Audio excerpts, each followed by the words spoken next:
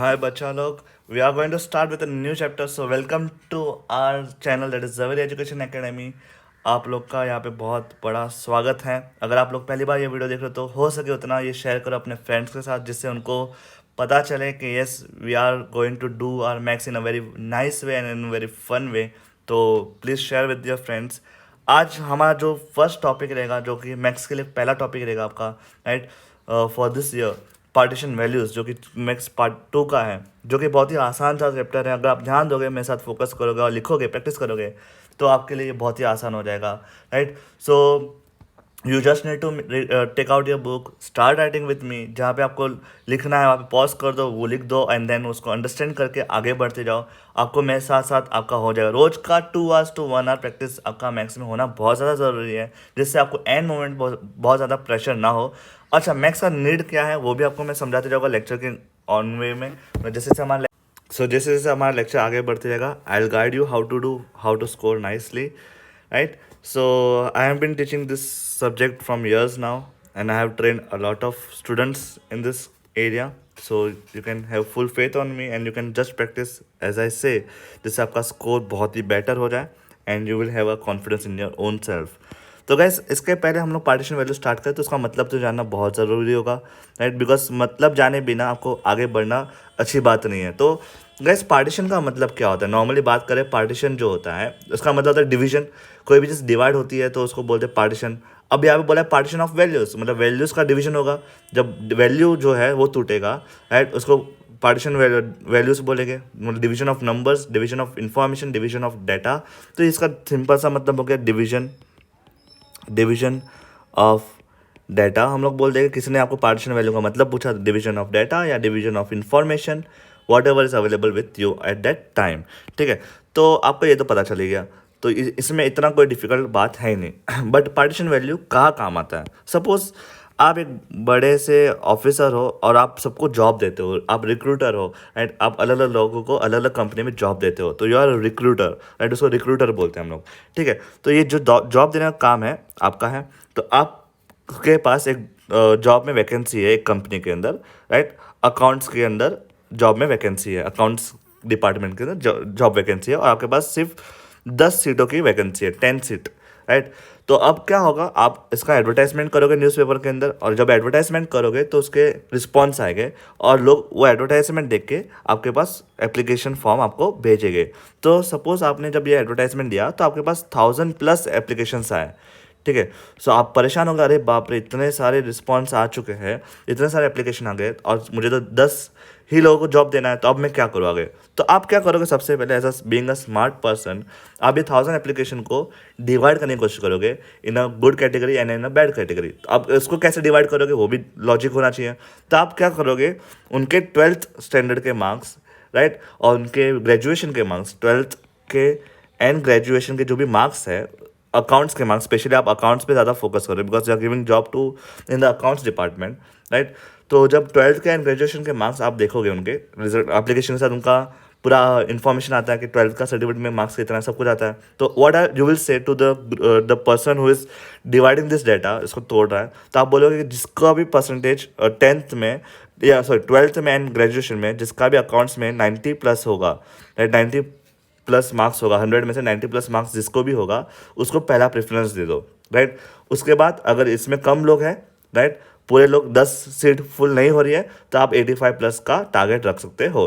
तो सबसे पहले तो 90+ जितने भी बच्चे हैं उनको सिलेक्ट करो। तो अभी 1000 एप्लीकेशन में सब तो ऐसे नहीं रहेंगे जिसका सब लोगों को 1000 एप्लीकेशन में सबके सब तो ऐसे नहीं होंगे जिसको 90+ मिला होगा अकाउंट्स के अंदर, राइट, वो भी दोनों 12th एंड ग्रेजुएशन में, ऐसा तो पॉसिबल नहीं है। तो ऑटोमेटिक ये नंबर कैंसिल आउट होके हो जाएगा 100, बिकॉज ऐसे बहुत कम बच्चे होते हैं जिसको 90+ मिलता है। तो 100 लोग हैं जिसको सिर्फ 90+ अभी अकाउंट्स में मिला हुआ है, ग्रेजुएशन में भी और 12th में भी।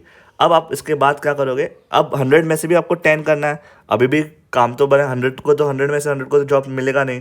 अब उसका मेरिट बनेगा, सबसे हाईएस्ट किसका है, 97 देन 96, ऐसा जिसका भी हाईएस्ट रहेगा उसको फर्स्ट प्रेफरेंस, ठीक है। एंड आप बाद में और भी ज़्यादा कंपटीशन हो तो आप इंटरव्यू करोगे, उस पर्सन का इंटरव्यू करके आप देखो कि वो लायबल है कि नहीं, उसका परफेक्ट नॉलेज है कि नहीं, क्या वो बुक वार्मर है कि नहीं। तो इन शॉर्ट आपने ये पूरे प्रोसेस में क्या किया, डिवीजन फॉर्मेट अप्लाई किया, डिवाइड किया डाटा को, और इस हिसाब से डिवाइड करना ही इसको बोलते हैं पार्टीशन ऑफ वैल्यू। ठीक है, पार्टीशन का वैल्यू बोलता है, पार्टीशन वैल्यूज। ये चैप्टर का काम हम लोग यही करने में हेल्प करेगा, आगे जाके आपको यही समझाने का हेल्प करेगा।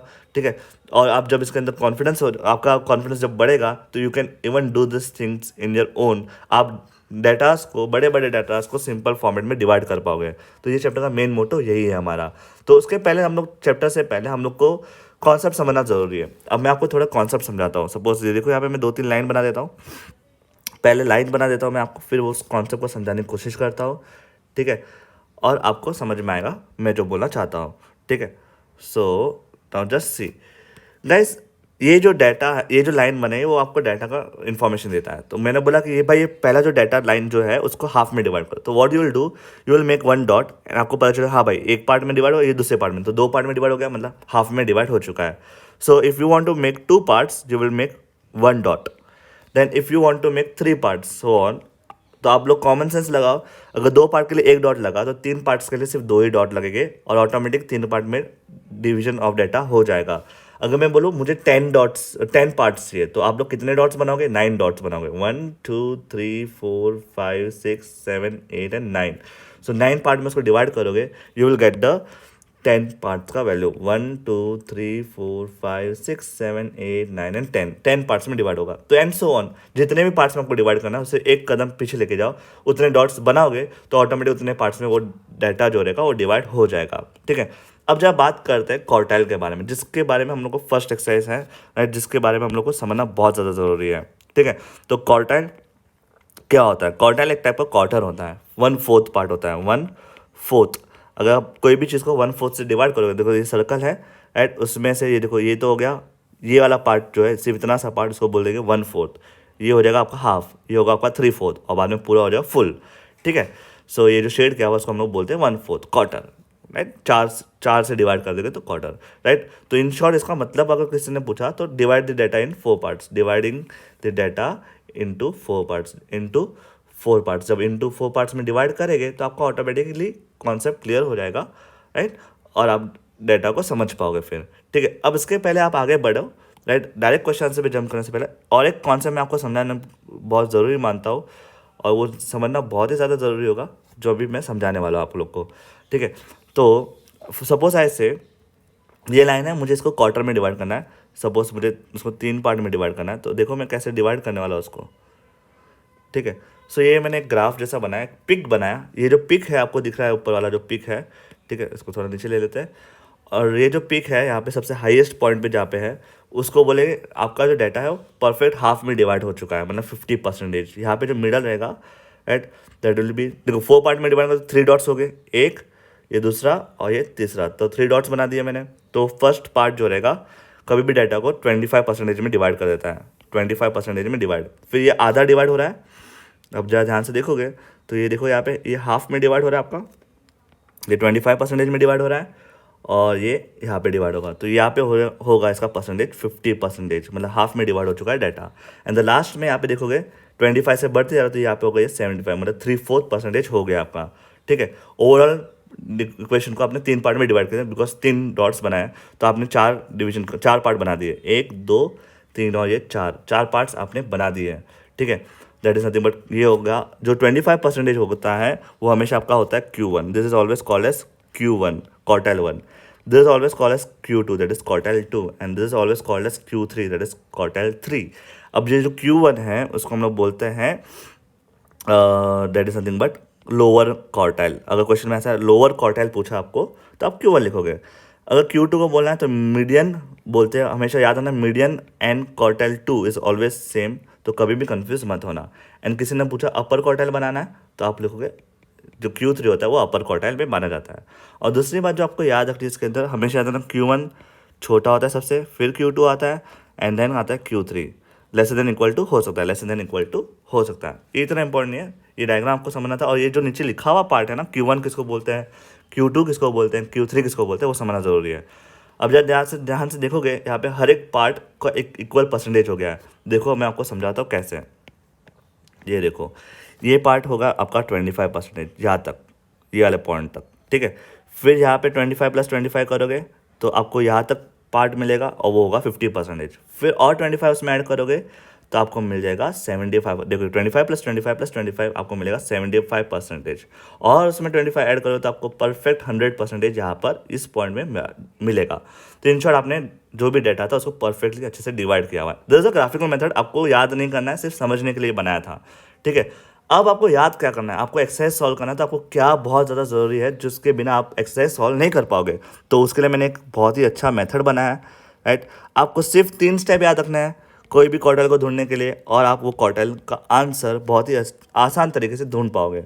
तो स्टेप्स टू फाइंड या मेथड टू फाइंड क्वार्टाइल्स ढूंढने का टेक्निक, तो मैंने उसको 3 स्टेप में मैंने बोला था। स्टेप 1, आपको कोई भी डाटा को असेंडिंग ऑर्डर में अरेंज करना है, कोई भी डाटा को असेंडिंग ऑर्डर में अरेंज करना है, ठीक है। स्टेप 2 में देखो जरा, स्टेप 2 में बहुत ही आसान, आपको नंबर ऑफ n, कितने नंबर्स है उस पूरे डाटा के अंदर वो ढूंढना है। एंड स्टेप 3 आपका फॉर्मूला आ जाएगा, जो फॉर्मूला किए बिना आप आगे बढ़ ही नहीं पाओगे। तो QI यहाँ पे याद रखना, QI, right, will be nothing but the whole bracket I into n+1/4, because यहाँ पे 4 से डिवाइड हो रहा है ना, 4 से डिवाइड हो रही है डेटा को, तो 4, राइट। नीचे 4 क्यों आया, because we are dividing the data in 4 parts. अथ टर्म, जैसे nth टर्म बोलते थे लास्ट ईयर हम लोग, राइट, 9th टर्म, राइट, वैसे यहाँ पे क्यूथ टर्म हो जाएगा, राइट, Q9th टर्म ऐसा बोला जाएगा उसको। तो ये TH लिखना भूलना नहीं, ठीक है, टर्म होता है वो आपका टर्म रहेगा। तो अब यहाँ पे दूसरी बात, क्वार्टाइल में सिर्फ 4 ही पार्ट है, तो यहाँ पे I का वैल्यू रहेगा 1, 2 एंड 3, मतलब आप इसके अंदर सिर्फ 3 ही चीज़ ढूंढना होगा आपको, that is Q1, 3 he formula बने, Q1, Q2 and Q3, 3 formula हो गए, जिसमें अगर I की जगह पे आप 1 डालोगे तो Q1 का फॉर्मूला मिल जाएगा, I की जगह पे अगर 2 डालोगे तो Q2 का फॉर्मूला मिल जाएगा, और I की जगह पे जब 3 डालोगे तो आपको Q3 का फॉर्मूला मिल जाएगा। बट आपको ये तीनों फॉर्मूला अलग से करने की ज़रूरत नहीं होगी अगर आपको ये वाला फॉर्मूला याद हो गया होगा तो, ओके। और पॉसिबिलिटी सिर्फ 3 ही है इसके अंदर, बिकॉज 3 पार्ट में ही हम लोग उसको मतलब 3 डॉट्स बना सकते हैं। तो 4 पार्ट में डिवाइड करने के लिए हम लोग 3 डॉट्स चाहिए, मतलब 3 I चाहिए रहता है, ठीक है ना। वैसे अगर मैंने बोलूँ मुझे 10 पार्ट्स में डिवाइड करना है तो मुझे कितने I चाहिए रहेंगे, 9 I चाहिए रहेंगे, 1 2 3 4 5 6 7 8 9 तक होगा I, ठीक है। अगर मैंने बोला 100 पार्ट्स तक डिवाइड करना है मुझे, तो मुझे I कितने तक हो जाएंगे, 1 से लेकर 99 तक I हो जाएगा, मेरा I का वैल्यू 1 से लेकर 99 तक जाएगा, ठीक है। अब ये तो हो गया अपना फॉर्मूला, जिसको याद किए बिना आप आगे जाओगे नहीं, बहुत ही इंपॉर्टेंट फॉर्मूला हो जाएगा, इसको याद रखना बहुत ही ज़्यादा ज़रूरी होगा, ठीक है। तो जस्ट एक बार गो थ्रू करो, चाहिए तो पॉज करो, लिख दो इसको, और याद करने की कोशिश अभी के अभी कर लो इसको, ठीक है। अब हम लोग इसके बाद एक थोड़े से सम देखेंगे, और आपका कॉन्फिडेंस सम्स के अंदर कैसे बढ़ाना है वो मैं बताऊँगा आपको, प्रैक्टिस कैसे करोगे वो बताऊँगा। ये बहुत ही आसान सा चैप्टर, इतना कोई डिफिकल्ट है ही नहीं इसके अंदर, ठीक है। तो let's take one sum, okay. एक आसान सा सम लेते हैं, क्वेश्चन लेते हैं हम लोग। I am writing down 160, then 149, then 115, then 118, then 111, 145, 140, 120, 109, 109, 107, 106, 105, 135, 135, 130, 136, total 15 numbers दिए हैं मैंने यहाँ पे। तो जब असेंडिंग ऑर्डर करोगे तो वेरीफाई कर लेना कि हाँ भाई मेरे 15 नंबर्स आ रहे हैं या नहीं। तो स्टेप 1 जो हम लोग करना है, असेंडिंग ऑर्डर में अप्लाई करना है उसको, ये जो डाटा है उसको असेंडिंग ऑर्डर में डालना है। तो लेट्स पुट इट डाउन। सबसे छोटा नंबर आप देख पाओगे कौन सा है, 105। तो 105 से शुरुआत होगी, 105, उसके बाद आएगा 106, आई होप से ये तो कर ही पाओगे, 107, 109, 111, 115, 118, 120, 126, 130, 140, 145, 149, 100 अच्छा यहाँ पे एक नंबर मिस आउट हो गया, वेट जस्ट अ सेकेंड। 130 के बाद 135 आएगा, 135 देखो यहाँ पे दिया हुआ है, 135, then 140, then 145, then 149 and then 160। तो this are the sequence ascending order में मैंने डाटा को अरेंज कर दिया। Arranging the data in ascending order पूरा लिखना है तो लिख सकते हो तुम लोग, ठीक है। नेक्स्ट स्टेप आपको, ये तो हो गया स्टेप 1, तो मैं यहाँ पे लिख देता हूँ आपके लिए स्टेप 1, सिर्फ अंडरस्टैंडिंग के लिए, आपको एग्जाम में लिखना नहीं है। अब मैं यहाँ पे लिखूँगा स्टेप 2, ढूंढना क्या था, नंबर ऑफ n। तो n कितना है बताओ मुझे, ठीक है, you just need to tell me n। तो ठीक है, n ढूंढते हैं हम लोग, कोई इशू नहीं है। n कितना है यहाँ पे मैंने बताया 15 नंबर्स दिए, काउंट करोगे तो 15 नंबर्स ही आएंगे। तो n is 15 over here, what I need to find all the quartiles, right. यहाँ पे क्वेश्चन में लिखा नहीं था बट मैं लिख दूँ फाइंड Q1, Q2, Q3, ये तीन चीज़ आपको ढूंढनी है। तो सिंपल है, कोई इतना डिफिकल्ट नहीं है, सिर्फ फॉर्मूला याद रखो और आपका आसान सा काम हो जाएगा। तो स्टेप 3 आपको मैंने बोला था फॉर्मूला याद रखो, दैट QI का फॉर्मूला क्या है। यस, आई का फॉर्मूला है I इंटू n+1/4 टर्म, ठीक है। अब मुझे इसमें ढूंढना क्या था, Q1, तो मैं पहले डालूंगा Q1 का फॉर्मूला, QI के यहाँ पे डालूंगा Q1 that is equal to bar I K यहाँ पे आएगा 1 ब्रैकेट n तो पता है मुझे 15 है, तो 15+1/4 करूँगा तो आई गेट द आंसर, ठीक है। बहुत ही आसान तरीके से आप ढूंढ पाओगे इसको, टर्म लिखते भूलना नहीं, 1 से कोई भी चीज़ मल्टीप्लाई तो सेम होता है, और 15+1 होता है 16/4 टर्म, तो 16 4 4 जा 16 होता है, राइट, 4 1 4 4 4 जा 16, तो fourth term is the answer, fourth term is the answer. तो Q1 का फोर्थ टर्म जो रहेगा वो आपका आंसर होगा। तो which is the fourth term in their ascending order, so therefore Q1 का वही वैल्यू होगा, Q1 is equal to nothing but fourth term, and fourth term कौन सा है असेंडिंग ऑर्डर के अंदर देखोगे तो देखोगे 1 2 3 एंड 4, 109 इज द आंसर। तो 109 आपका Q1 का वैल्यू मिल गया। इन द सेम वे आप Q2 भी ढूंढ पाओगे, इन द सेम वे आपको Q2 का वैल्यू भी ढूंढना है, ठीक है। तो लेट्स फाइंड Q2। तो Q2 का फॉर्मूला होगा, आई के यहाँ पे 2 डालेंगे, आई के यहाँ पे 2 डालेंगे, n+1 मतलब 15+1 डिवाइड बाई 4 टर्म, ठीक है। तो लेट्स सी कैसे सॉल्व करेंगे, 2 तो बाहर रहेगा, मल्टीप्लाई बाय 16/4, राइट, सेम। और अर्थ टर्म याद रखना है, यहाँ पे टर्म लिखना भूलना नहीं है आपको, ठीक है। तो यहाँ पे कट होगा, देखो 2 1 2 2 2 4 एंड देन 16/2 हो जाएगा, that will be nothing but earth term, 2 8 16, that is 8th term is the answer, 8th term will be a answer. तो Q2 का वैल्यू जो मिला हम लोग को वो क्या मिलेगा, Q2 is equal to nothing but 8th term, and 8th term is equal to, आपको देखना पड़ेगा 8th टर्म कौन सा है।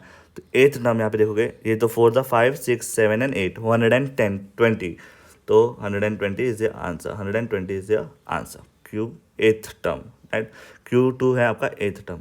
तो आई होप से ये बहुत ही आसान तरीके से हमने सॉल्व किया, and same way you can find Q3, same way you can find Q3। तो Q3 का भी फॉर्मेट डाल देते हैं, आपको जरा भी गिव अप नहीं करना है। 3 इंटू 15+1/4 टर्म, अब पूरा ब्रैकेट डालने की जरूरत नहीं, आप ऐसे भी कर सकते हो, ठीक है। सो 3 into 16/4 term, right, that will be nothing but 3 into 4, है ना, 4 1 4 4 16, अर्थ टर्म यहाँ पे लिखना भूलना नहीं है, दैट इज नथिंग बट आपको मिलेगा 12th term, 3 4 12, 12th term will be a Q3, 12th term आपका जो रहेगा वो Q3 रहेगा।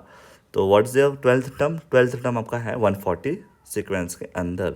तो इसी मेथड से आपको मिल गया Q1 का वैल्यू, Q2 का वैल्यू एंड Q3 का वैल्यू, जो कि एक बहुत ही आसान तरीके से आपने सॉल्व कर दिया है, ठीक है। कोई भी ज़्यादा डिफिकल्ट नहीं है, कोई भी ज़्यादा डिफिकल्टी नहीं भी होनी चाहिए, सिर्फ 3 स्टेप याद रखो और सम आपका डन, सम आपका डन, ठीक है।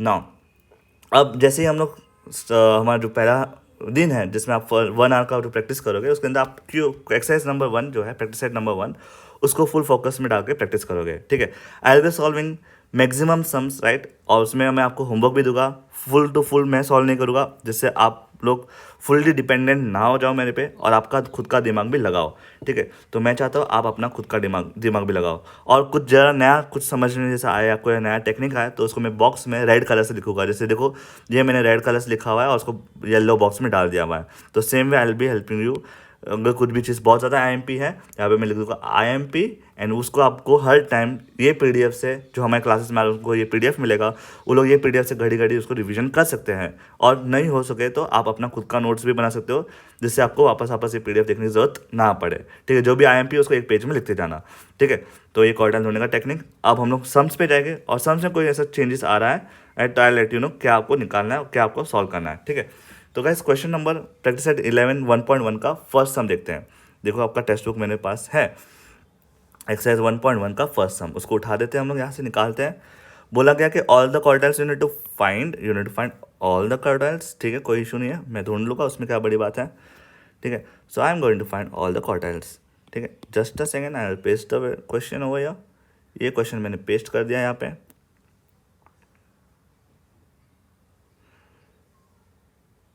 जस्ट सेकेंड, और बड़ा करना है तो कर सकते हैं इसको हम लोग, ये बहुत बड़ा हो जाएगा, ठीक है छोटा ही रखते हैं इसको।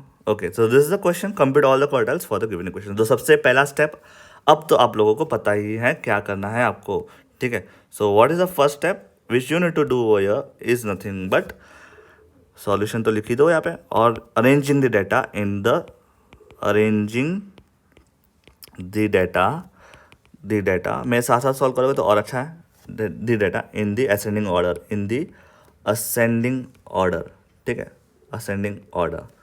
ओके, चलो असेंडिंग ऑर्डर में रखते हैं इसको फटाफट। असेंडिंग ऑर्डर सबसे छोटा नंबर देखो आप देख पाओगे 10.5 है, तो that will be a first number. 10.5 के बाद आपका आएगा 10.6, राइट, देन आएगा आपका 10.7, इसको धीरे धीरे करना, समझ के करना। 10.9, और हो सके जब आप कर रहे हो तो इसको कट कर देना तो आपको कन्फ्यूजन ना हो, ठीक है।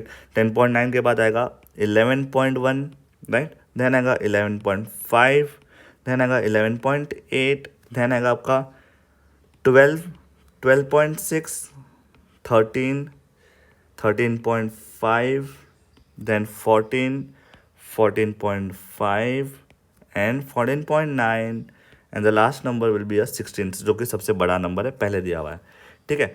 तो ये तो मैंने अरेंज कर दिया असेंडिंग ऑर्डर के अंदर, जो कि मेरा फर्स्ट स्टेप था। देयरफॉर मैं लिख के सेकंड स्टेप याद रखूँगा। देयरफॉर मैं नंबर ऑफ एन कितना होगा वो तो आपको पता ही है, you just need to count, you just need to count, ठीक है। तो लेट्स काउंट द नंबर 1 2 3 4 5 6 7 8 9 10 11 12 13 14 15। तो यहाँ पे मेरा एन जो मिला 15 मिल गया, एन जो मिला मुझे 15 मिला। सेम वे जैसे अभी हमने ऊपर सॉल्व किया तो 15 टर्म था, वो भी यहाँ पे ऐसे ही है। तो जस्ट आपको Q1 का फॉर्मूला डालना है। तो फॉर Q1 का फॉर्मूला हो जाएगा 1 into N plus 1 upon 4 the whole term, ठीक है। आई की जगह पे 1 का वैल्यू डाल दिया, अब एन की जगह पे डालते एन का value, that is nothing but 15 plus 1 हो जाएगा अपॉन 4 टर्म, ठीक है।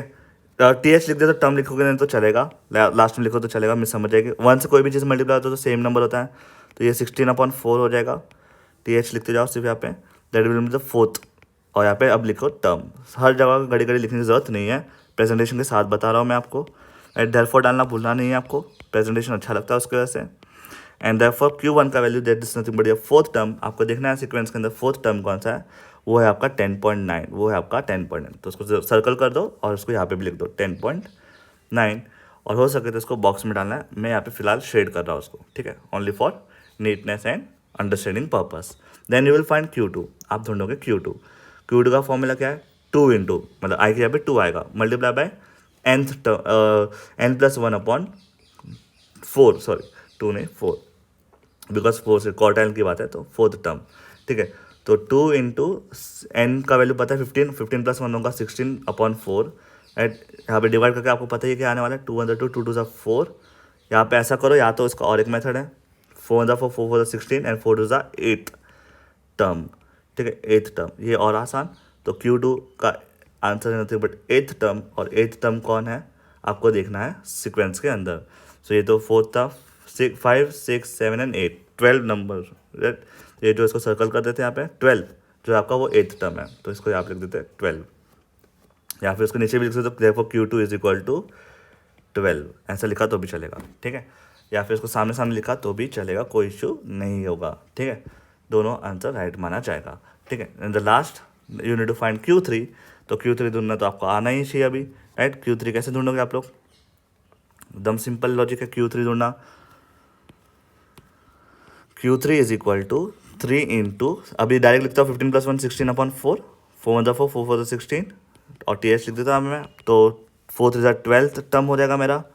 तो 12th टर्म कौन सा है आप लोग देख पाओगे, that will be nothing but, ये था 8 9 10 11 and 12, 14 will be a 12th term, 14 will be a 12th term, तो यहाँ पे लिखूँगा मैं 14। तो मुझे हर एक का वैल्यू मिल गया, therefore Q3 is equal to 14। So वापस इसको शेड कर सकते हैं हम लोग ऐसा, and you got the answer. Therefore लिखना भूलना नहीं है, देयरफॉर एंड देयरफॉर, फॉर्मूला है तो वहाँ पे लिखने की जरूरत नहीं है, देयरफॉर तो वहाँ पे रफ कर देते हैं, ठीक है। So here we found all the quartiles, therefore all the quartiles are, therefore Q1 is equal to nothing but 10.9, Q2 is equal to 12, comma नहीं and Q3 is equal to 14। बस सिंपल सा logic, कोई ज़्यादा difficult नहीं है, एकदम ही आसान तरीके से आपने ये पूरा सॉल्व कर लिया। तो सम टाइम कंज्यूमिंग है बट बहुत ज़्यादा इजी है। अगर आप रोज़ का 1 आवर प्रैक्टिस कर रहे हो तो आपको ज़रा भी डिफिकल्टी नहीं होगी। 1 से 2 आवर्स आपको प्रैक्टिस करनी ही चाहिए जिससे आपका कॉन्फिडेंस के अंदर गेन हो जाए।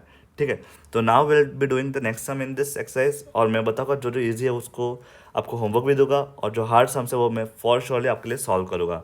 जस्ट आप याद रखो कि आप प्रैक्टिस करते रहो मेरे साथ, हो सके इस वीडियो को शेयर करो अपने फ्रेंड्स के साथ, जिससे आपका कॉन्फिडेंस बहुत ज़्यादा बूस्टअप हो और आपके फ्रेंड्स का भी बहुत ज़्यादा हेल्प हो जाए इसके अंदर। ठीक है, we have also started all the lectures, online lectures and offline lectures also, right.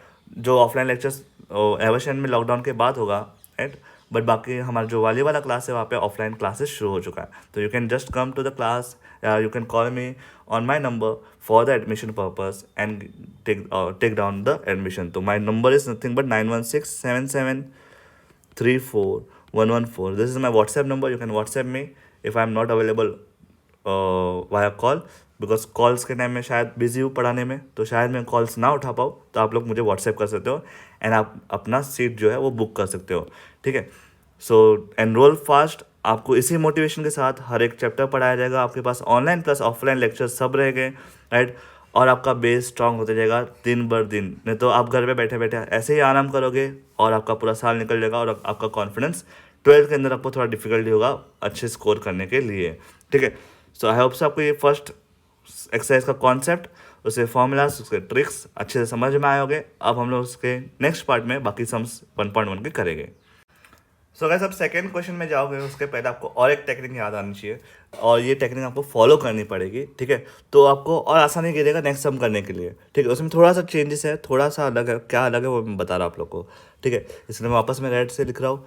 तो याद रखना, वेन एवर क्यू का वैल्यू, राइट, जब क्यू का value, right, that is quartile का वैल्यू जो रहेगा का आंसर, राइट, का आंसर पॉइंट्स में आएगा। किस में आएगा? पॉइंट्स में। ज़रूरी नहीं कि आप जब डिवाइड करोगे तो जैसे ये 14 और ये 12, राइट, तो ये जो हम लोग किया यहाँ पे एक पॉइंट में था। जब भी आपको याद रखना है, जब भी क्यू का आंसर पॉइंट में आता है तो पॉइंट्स में आएगा, राइट, आएगा। तो आपको एक टेक्निक फॉलो करना पड़ेगा जिससे आपका आंसर परफेक्ट हो जाए, राइट। फॉर एग्जांपल अगर मैं बताऊँ 25.25 फिफ्थ टर्म आ गया, अगर ऐसे टाइप का क्वेश्चन आ रहा है तो आप इसमें कुछ ज़्यादा अलग नहीं करना, बहुत ही ईजी है। तो आप लोग क्या करोगे, ये जो पॉइंट के पहला जो नंबर रहेगा उसको 25th टर्म कर दोगे, राइट, और यहाँ पे प्लस लिख दोगे, राइट, और यहाँ पे जो नंबर आएगा जिसको हम लोग ऐड करना है वो हम लोग को कैसे मिलेगा पता है? ये जो 25th टर्म है वो हम लोग को 25th के बाद कौन सा टर्म आता है गाइस? 26th term. तो 26th का वैल्यू जो भी रहेगा, टर्म का वैल्यू रहेगा, माइनस 25th टर्म का जो वैल्यू है, राइट, 25th ऑब्जर्वेशन जो है, दोनों ऑब्जर्वेशन, सपोज आपके सीक्वेंस में 1 2 3 4 5 6 7 में एक है 9 जो कि 25th टर्म है, और एक है 10 जो कि 25th टर्म है, और ये आपका 26th टर्म है। तो आप क्या करोगे, यहाँ पे 26 का वैल्यू क्या है 10 और 25th का वैल्यू क्या है 9, दोनों को माइनस करोगे, उसका आंसर क्या मिला 1, तो वो यहाँ पे लिखोगे आप लोग। ठीक है, 25th प्लस 1, तो वो होगा आपका आंसर। ठीक है, डोंट वरी, इसको सॉल्व करते हैं हम लोग को आइडिया आएगा। फिलहाल तो इतना इसमें नहीं समझ में आएगा, बट जैसे मैं सॉल्व करूँगा आपको तो you will come to know, right, कैसे हम उसको एप्लीकेशन में डालेंगे। तो याद रखना है आपको, जब ये पॉइंट में रहेगा तो उसके बाद वाला term minus T2 minus T1 जो हम लोगों ने APGP में किया था। नेक्स्ट टर्म बड़ा term minus smaller term, okay. तो बट कौन सा टर्म रहेगा जिसका पॉइंट हम लोगों ने अलग किया हुआ उसी का, ओके। डोंट वरी, ये येलो मार्क करके रख दो अभी। फिलहाल आपको ऐसे डायरेक्टली समझेगा नहीं, जब हम क्वेश्चन में जाएंगे, जब मैं पूरा टर्म्स लिखूंगा तब जाके आपको ये समझ में आएगा। बट ये IMP है जिसको हम लोग IMP मार्क कर देते हैं, और इसको IMP सेक्शन में डाल दो आप लोग। ठीक है, तो let's go forward and understand next thing क्या है, आपको नेक्स्ट सम करने के लिए क्या ज़रूरी है, ओके। सो गाइज, अब सेकंड सम पे देखते हैं कैसा, कितना आसान सा सम है सेकंड सम भी आपको। ठीक है, तो पहले तो मैं यहाँ से इसको उठा लेता हूँ एंड जस्ट कॉपी करता हूँ मैं यहाँ से इसको अपने नोट्स के अंदर। तो ये हो गया आपका क्वेश्चन कॉपी। ठीक है, अब देखो यहाँ पे जरा ध्यान से समझो और क्या बोला जा रहा है वो समझने की कोशिश करो। ठीक है, so the heights of the 10 students, number of N तो पता चल गया, 10 लोग हैं, एन तो पता ही चल गया, स्टेप 2 तो टेंशन ही नहीं है। और given below 148 171 158 and so on. आपको ढूंढना Q1 है और Q3 ढूंढना है। तो बहुत ही आसान, कोई ज़्यादा डिफिकल्ट नहीं, तो सॉल्यूशन लिख देते हैं. We know what we need to do. We need to arrange the data in ascending order. तो arranging the data the data in ascending order में डाल देंगे तो आपका काम बहुत ही आसान. ये स्टेप बहुत लोग भूल जाते हैं, बट जब आप प्रैक्टिस करोगे तो आपको कॉन्फिडेंस गेन होगा फॉर श्योर. तो सबसे छोटा नंबर देखो 145, उसके बाद जो रहेगा आपका आएगा 148, उसके बाद 151, राइट, उसके बाद आएगा आपका 152, राइट. ध्यान से इसमें धीरे धीरे करना और कट करते जाना आप लोग, तो आपको इजी करेगा. ठीक है, 158, देन आएगा आपका 154 भी है, देखो बीच में, मैं भी ऐसा कर सकता हूँ. तो you just need to practice, just आप देखते जाओ. 151 खत्म, 152 खत्म, 154 खत्म, उसके बाद देखो क्या आएगा, उसके बाद 158 आ रहा है तो 158 खत्म कर दो. ठीक है, 158 होने के बाद देन कम्स, देखो 158 के बाद बड़ा नंबर है 159, तो वो कट कर दिया मैंने, राइट. ये आदत डाल दो तो बहुत ईजी है. 163, 159 के बाद देखोगे हाँ 163 आएगा, तो 163, देन कम्स 171 एंड वहाँ पे और एक दो बार 171 है, देखो यहाँ पे भी 171 और यहाँ पे भी 171, तो दो बार आप 171 को लिख दोगे. ठीक है, तो ये तो हो गया अपना असेंडिंग ऑर्डर, दैट इज छोटे से बड़ा वाला ऑर्डर. देयरफॉर आपको तो पता ही है, एन तो आपको 10 स्टूडेंट्स ही है, और ढूंढना क्या आपको Q1. यहाँ पे आपको एक चीज़ नया रहेगा, वो आपको समझना है, वो मैं समझाऊंगा आपको, don't worry, will solve and will come to know. एकदम ही आसान तरीका है उसके अंदर. ओके, सो Q1 का formula we know that 1 into n+1 upon 4th term.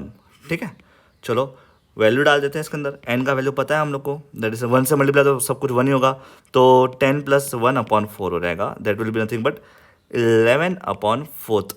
TH लिखते जाओ, 11 अपॉन 4th. अब डिवाइड करेंगे जब इसको, देखो यहाँ पे मैं 11 यहाँ पे लिखता हूँ, 4 यहाँ पे लिखता हूँ. 4 टू 8 एंड 3 कैरी हो जाएगा मेरा, तो ये हो जाएगा मेरा नथिंग बट 30. तो यहाँ पे पॉइंट डालना पड़ेगा. 4 के टर्म में 30 से छोटा 6 जा 7 जा 4 7 जा is nothing but 28, and 2 will be remaining, that will be nothing but 75. 2 4 5 are 20. तो डिवाइड करने पे आई होप से तो आता ही होगा, 2.75 सबको आता होगा, 2.75 टर्म.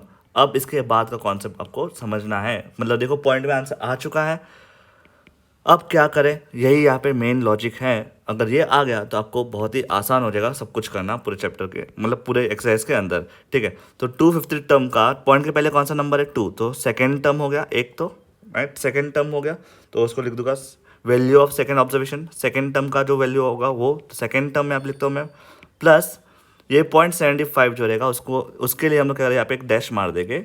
ठीक है, वो डैश मारने के बाद हम लोग यहाँ पे उसको क्या करेंगे, हम लोग देखेंगे second term and third term. देखो सेकेंड टर्म के बाद कौन सा था, थर्ड टर्म. तो ये देखो ये सेकेंड टर्म है मेरा, लेट्स चेंज द पेन. ये देखो ये सेकेंड टर्म है और ये मेरा थर्ड टर्म है, तो I will just minus it. 151 second term, sorry third term minus second term, दोनों को माइनस कर. मैंने बताया था सेकेंड टर्म के बाद जो आप अलग कर रहे हो उसके बाद कौन सा टर्म आता है उससे माइनस करना है सेकेंड टर्म को. और सेकेंड टर्म का वैल्यू क्या आपका, जरा देखो 148. दोनों को माइनस कर देते हैं, you will come to know क्या आंसर आएगा. दैट इज नथिंग बट, इसको माइनस कर दिया तो you will get answer is nothing but ये तो पहले 0.75 यहाँ पे लिख देना आपको, बिकॉज देखो ये अगर यहाँ पे डिवीजन हो रहा है तो ये 0.75 गायब कर देना मत, इसको भी रखना है यहाँ पे, और ये बाजू में उसके लिखना है third term minus second term, third term minus second term. अब सबका वैल्यू लिखते हैं. सेकेंड टर्म का वैल्यू मुझे पता है, what is the value of second term, 148. तो सेकेंड टर्म की यहाँ पे लिख दूंगा 148 प्लस 0.75 इंटू, यह मल्टीप्लाई होगा 151 minus 148 will be nothing but 3. ये दोनों मल्टीप्लाई करते हो I will get 3, and when I will multiply 148 plus 0.75 into 3 you will get as 2.25.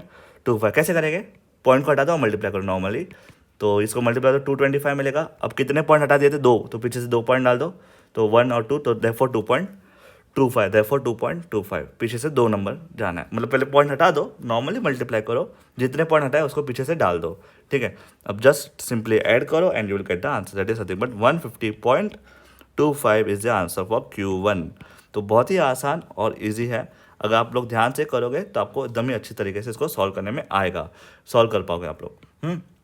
चलो अभी देखते हैं, हम लोग Q3 भी ढूंढना है, तो वो भी शायद पॉइंट में ही हो, तो लेट्स सी कैसे वो करेंगे हम लोग.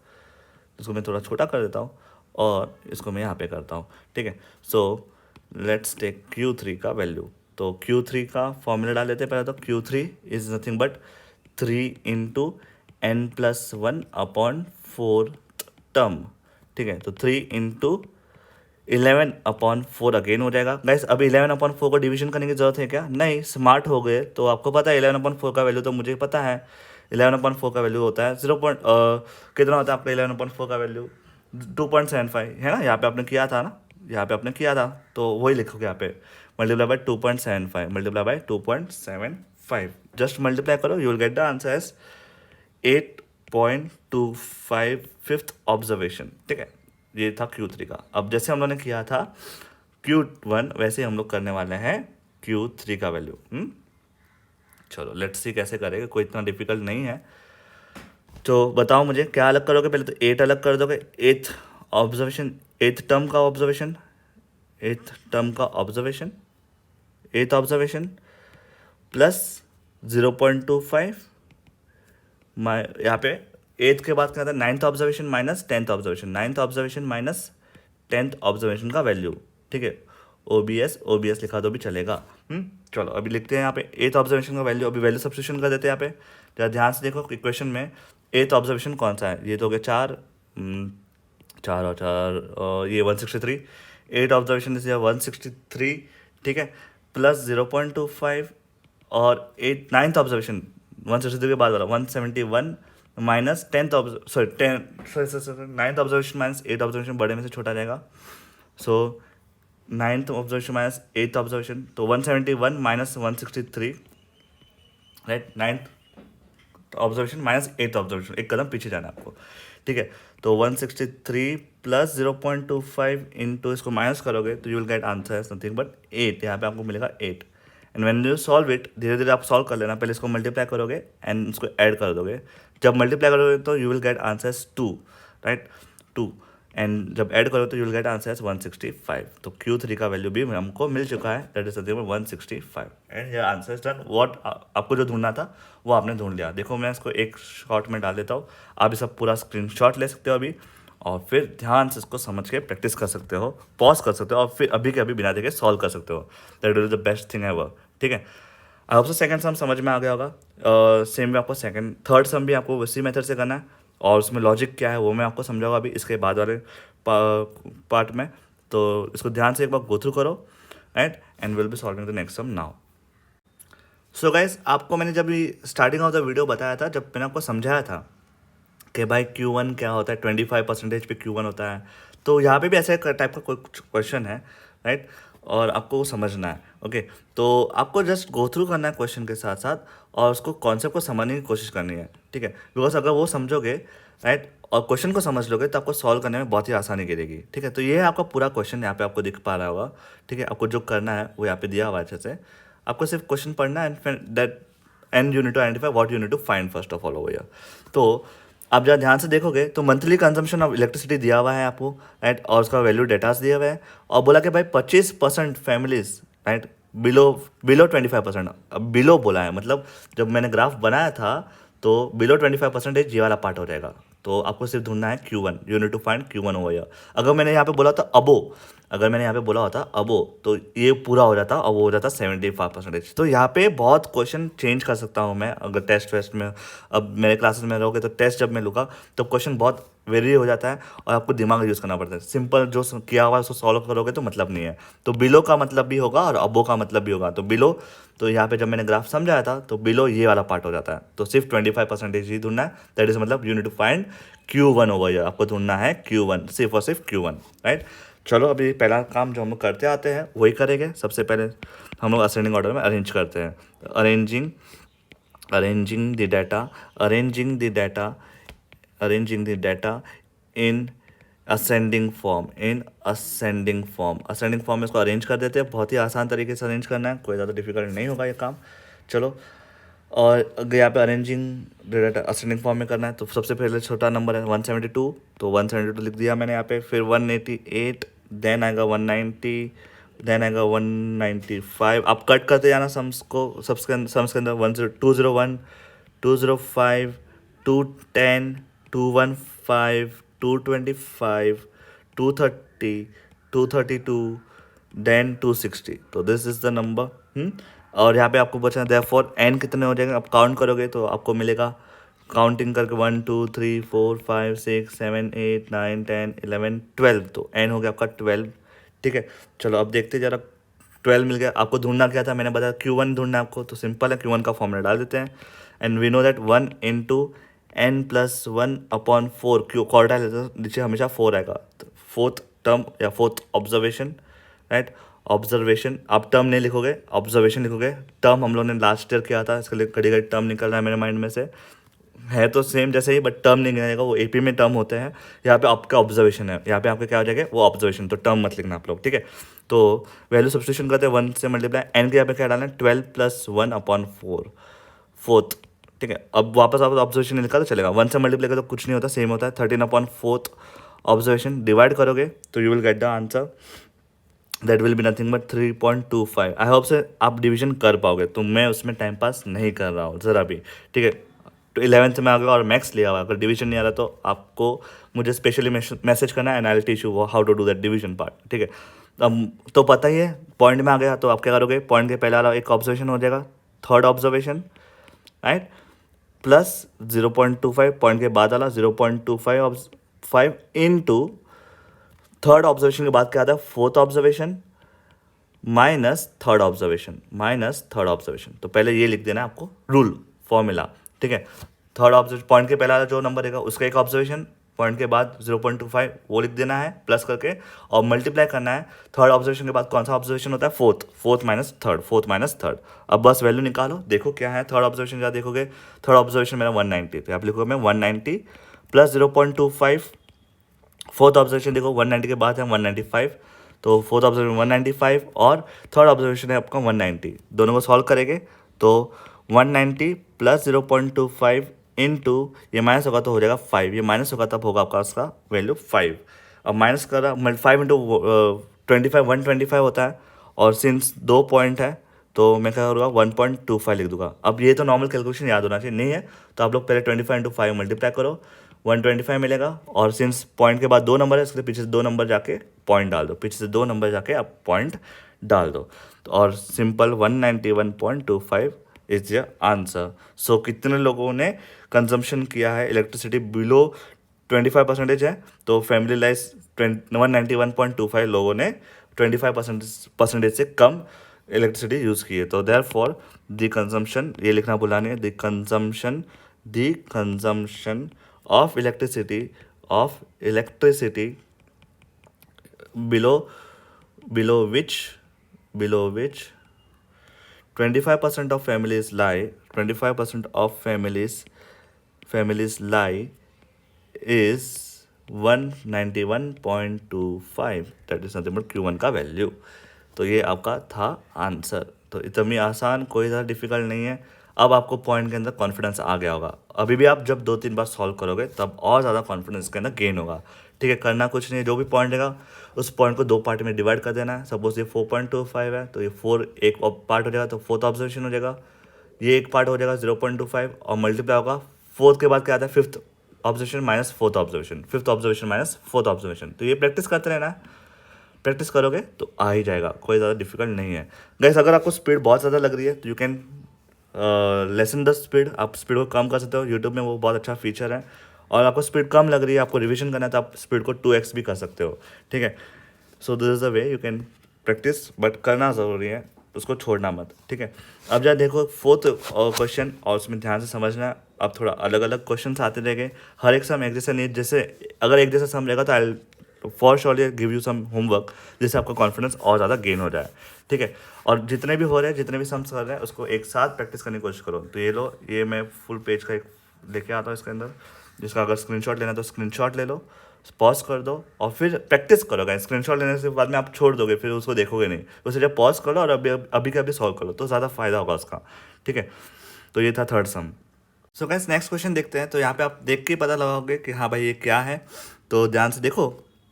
For the following daily expenditure दिया हुआ, फैमिली से रोज के खर्चे हैं ये, आपको बताना कि बिलो 75%, मतलब 75% के बिलो, मतलब नीचे की तरफ वापस यहाँ तक जो था 75%, मतलब ये पूरा ढूंढना है आपको, बिलो राइट। तो below 75% of family includes there expenditure, मतलब कितने लोगों को 75% से कम खर्चा होता है, राइट, कितने फैमिलीज को, ठीक है।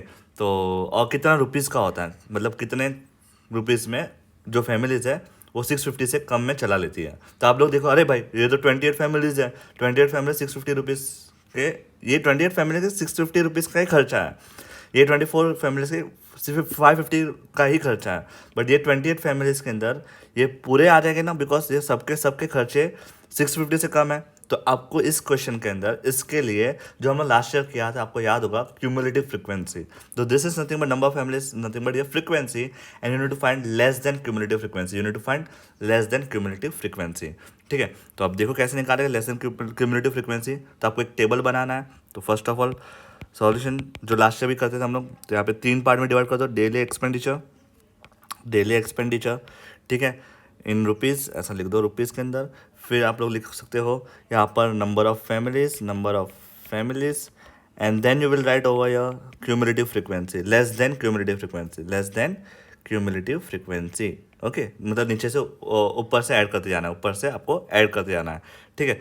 तो यहाँ पे तो हम लोग इसको लिखेंगे नीचे इस तरफ, that is number 350, then 450, then 550, then 650, then 750, ठीक है। ये तो आपने लिख दिया।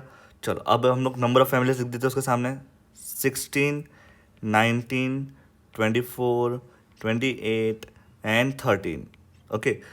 Okay, now what we need to do, ये तो पहला नंबर वैसे का वैसे ही रहेगा यहाँ पे 16, ओके। अब नेक्स्ट नंबर में आपको 16 + 19 करना है, ओके। 19 ऐड, मतलब नंबर ऐड करते जाना है आपको, तो यू विल गेट 35। नेक्स्ट अब ये 35 को नीचे ले लो, राइट, और ऐड कर दो 24 उसके अंदर, तो you will gate nothing but how much, 59 add करना है। फिर 59 को नीचे ले लो, उसके बाद जो ये नंबर है 28 उसमें ऐड कर दो, ठीक है। तो you will gate 87, you will gate 87। अब 87 को नीचे ले लो और उसमें 13 ऐड कर दो, तो you will get 100, you will get 100। तो ये करना बहुत ज़रूरी है। तो which are your answers, this are your answers, ठीक है। आप लोग डायरेक्ट लिख सकते हो और ऐसे लिखा तो भी कोई वादा नहीं है, इट्स एब्सोल्युटली फाइन। तो टोटल तो आपको पता ही चल ही गया, टोटल जो होगा कॉमन सेंस है, total of number of families भी 100 ही होगा, बिकॉज यहाँ पे टोटल क्या हो रहा है, क्यूमुलेटिव फ्रीक्वेंसी का 100 आ रहा है। तो total is nothing but number of n। तो आपको क्या करना है, नंबर ऑफ n तो पता चलो, यहाँ पे असेंडिंग ऑर्डर डालने की कोई जरूरत है क्या, नहीं। असेंडिंग ऑर्डर डालोगे भी कैसे, यहाँ पे रॉ डाटा थोड़ी ना दिया हुआ है, यहाँ पे ग्रुप डाटा दिया हुआ है, ठीक है। तो ग्रुप डाटा में असेंडिंग ऑर्डर नहीं हो पाता। तो यहाँ पे डायरेक्ट जंप करोगे आप लोग स्टेप 2 पे, that is number of n, वो होगा आपका total number, that is 100। Number of n क्या है, यहाँ पे 100 है, नंबर ऑफ n क्या है 100, और बोला गया है 75%, ओके, और फैमिली। तो क्वार्टाइल हो गया एक टाइप का, 4 पार्ट्स में डिवाइड हो गया, क्वार्टाइल मतलब 4 पार्ट्स में डिवाइड। तो यहाँ पे डिवीजन हम लोग क्या ढूंढना है, 75% मतलब we need to find Q3, तो we are going to apply formula of Q3 is equal to, right, what's the formula, 3 × n+1 upon 4th observation, ठीक है, ऑब्जर्वेशन, ठीक है, पूरा लिखना है तुम लोग को। अभी 3 × n क्या है, 100 + 1 अपॉन 4 हो जाएगा, ये 4th ऑब्जर्वेशन हो जाएगा, ठीक है। 100 + 1 101 अपॉन 4 हो जाएगा वो। तो 3 × 101 अपॉन 4 ऑब्जर्वेशन, ठीक है। तो अब जब सॉल्व करेंगे तो 101 डिवाइड बाई 4 करेंगे, तो you will get the answer. देखो कैसे करेंगे, फर्स्ट और 4 2 ज़ा 8, तो ये होगा 21, 4 5 ज़ा 20, वापस 1 आ गया और 0 डालना पड़ा, तो पॉइंट, 4 2 ज़ा 8 और ये 20 होगा, तो ये होगा 25। तो यू गॉट द आंसर है something but 3 × 25.25 when you will multiply this, you will gate 75.75। ध्यान से मल्टीप्लाई करना, पहले पॉइंट हटा देना, 25 × 25 × 3 कर देना, और सिंस 2 पॉइंट है पीछे से, तो जो आंसर मिला 75.75, तो पीछे से 2 पॉइंट डाल देना, तो दैट इज समथिंग 75.75 आपको आंसर मिलेगा, राइट। 75.75, TH लिखना बोला मत, ऑब्जर्वेशन चल रहा है फिलहाल भी। अब आप इसको अलग करोगे, ओपन करोगे, लेट्स ओपन द पार्ट। तो 75th एक पार्ट में हो जाएगा, प्लस 0.75 एक पार्ट में हो जाएगा, ठीक है, और मल्टीप्लाई होगा 75th के बाद क्या होता है, 76th observation minus 75th observation, ठीक है। तो जस्ट सी 75th ऑब्जर्वेशन क्या होगा। अब यहाँ पे लॉजिक है, यहाँ पे आप क्या कर सकते हो, ये सब करने से अच्छा आप और एक लॉजिक यूज़ कर सकते हो, बिकॉज यहाँ पे ऐसा करना पॉसिबल नहीं, बिकॉज आपके पास 100 के 100 ऑब्जर्वेशन नहीं है। तो आप ऐसा ना करते हुए you can do a small trick over here, that is nothing but 75.75 is near by two which cumulative frequency. यहाँ पे आपको देखना है लेस देन क्यूमुलेटिव फ्रिक्वेंसी में देखना है। तो 75.75 इज से एग्जैक्टली एक कदम बड़ा, एग्जैक्टली एक कदम बड़ा कौन सा नंबर है? 87। So just it's greater than 70.75, 75.75, right? That's nothing but 87, 87 over here. So यहाँ पे 87 will be a cumulative frequency, right? You will round off that observation and that 87 का वैल्यू क्या है वो देखना आपको। 87 किसका वैल्यू? 87 का वैल्यू है 650 रुपीज़। तो 650 रुपीज़। सो देयरफॉर Q3 का वैल्यू जो होगा this will be approximately to 87 करेंगे हम लोग यहाँ पे, कर दें approximately equal to 87, just greater than, okay. और 87 पे कौन सा ऑब्जर्वेशन, कौन सा लाइन आ रहा है? 650 का। तो 650 इज द आंसर। Q3 हो जाएगा 650, Q3 होगा आपका 650। तो 75% the expenditure below which 75% of family include their expenditure is 650, मतलब 75% की जितनी फैमिली 650 से कम खर्चा करती है, 650 से कम खर्चा करती है, ठीक है। Therefore the expenditure below which 75% of families include their expenditure is 650 rupees, is rupees 650 rupees। Simple है, कोई ज़्यादा डिफिकल्ट नहीं है। दिमाग लगाओगे, फोकस करोगे तो आपको एकदम ही आसान तरीके से आएगा। यहाँ पे हम लोगों ने वो पॉइंट रूल नहीं यूज़ किया, क्यों? Because it's a group data, not a raw data. तो ग्रुप डाटा में हमको ऐसा याद रखना है कि जो भी आंसर मिलेगा पॉइंट में उसके एग्जैक्टली बड़ा देखेंगे, bigger than that, exactly the number which is bigger than that. We will find in less than cumulative frequency the number exactly bigger than that observation, ठीक है। तो बहुत ही आसान, आई होप सो कोई ज़्यादा डिफिकल्टी नहीं हुई होगी, right? And will be solving the next sum now, okay. ध्यान से प्रैक्टिस करते रहो, स्क्रीनशॉट ले लो और सॉल्व करते रहो, राइट?